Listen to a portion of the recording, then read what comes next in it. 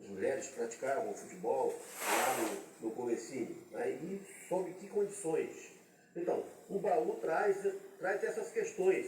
E aí eu tenho aqui uma sequência de fotos que contam um pouco dessa história do baú e também o testemunho de uma pesquisadora, que é Letícia Magalhães, sobre o futebol feminino, como que começou aqui em Belém do Pará. Ela está conosco no Bom Dia.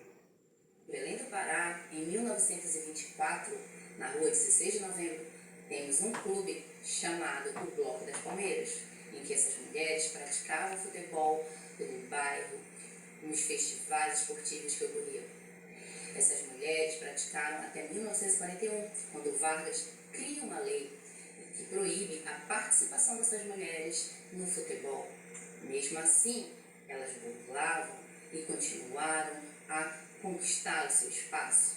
Na década de 60, 70 e 80 do século XX, mulheres como a Dona Maria de Belém, do São Domingos, mulheres como as meninas do Fuzuê, do João Adário, mulheres como as meninas atletas do Independente, do futebol da Dona Luz Brasileira, do Clube do Remo, mulheres do Paysandu, atletas que buscavam seu espaço. Elas continuaram a praticar o esporte, um esporte que era discriminado por parte da sociedade. Olha aí, Márcio, lá nos anos 20, um clube das Palmeiras, né, para as mulheres praticarem futebol, e aí todo aquele preconceito, lei proibindo mulher de praticar futebol, toda uma resistência. O futebol, como reflexo da sociedade, vai mostrando isso, né? Até no futebol elas tiveram que vencer preconceitos, mostraram fibra, lutaram para hoje o futebol ser uma festa mundial, como está sendo na Copa do Mundo. E aqui no Pará, da mesma maneira, vamos ao apogeu, aquele momento, digamos, de apoteose do futebol feminino no Pará, 2017, Pinheirense, campeão brasileiro do futebol feminino. Vamos aos lances desse momento de consagração do Pinheirense, com transmissão do Sport TV, inclusive. A Portuguesa de Desportos, no jogo de São Paulo, fez 1-0, mas o Pinheirense foi buscar o resultado, quer dizer, construiu a vantagem no jogo de São Paulo, venceu por 2-1, portanto, de virada, e trouxe a vantagem para o jogo de Belém. Então, jogo em São Paulo, vitória do Pinheirense por 2-1, aí de pênalti vai sair o segundo gol da equipe do Pinheirense. Aí você pode imaginar a festa que houve em Belém, o jogo na Curuzu, né? E o Pinheirense apoiadíssimo pela torcida paraense. Aí já estamos com as imagens do jogo de volta na Curuzu.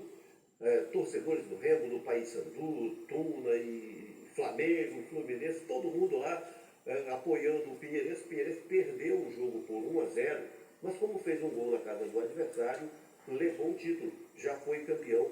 Aí está o momento do fechamento lá da transmissão do Sport TV, com o Pinheirense campeão brasileiro da A2, a segunda divisão do futebol feminino. Aí o futebol feminino viveu outros grandes momentos depois disso, com a SMAC, né, o acesso à primeira divisão do Campeonato Brasileiro, mais recentemente o Remo, vice-campeão da terceira divisão e conquistando acesso para jogar a segunda divisão do futebol feminino. E tudo isso é produto de toda uma luta lá atrás, de quem resistiu para que as mulheres pudessem praticar futebol, construir essa história que envolve a Cebola dos anos 70, jogadora do Remo, chegou à seleção brasileira, defendeu a seleção brasileira e foi a demonstração assim, de potencial de tanta gente daqui que poderia ter ido mais longe, se não foi por falta de oportunidade, mas ela simboliza muito isso. E a Formiga, até recentemente na seleção brasileira, hoje ex-jogadora de futebol, e que jogou, é baiana, mas jogou futebol e futsal aqui pelo Independente. Enfim, futebol feminino, é essa história no Pará. Futebol feminino, que vai ter a seleção brasileira em campo novamente neste sábado, 7 da manhã, contra a França, ao vivo na tela da Globo. Muito bem, Ferreira, é isso.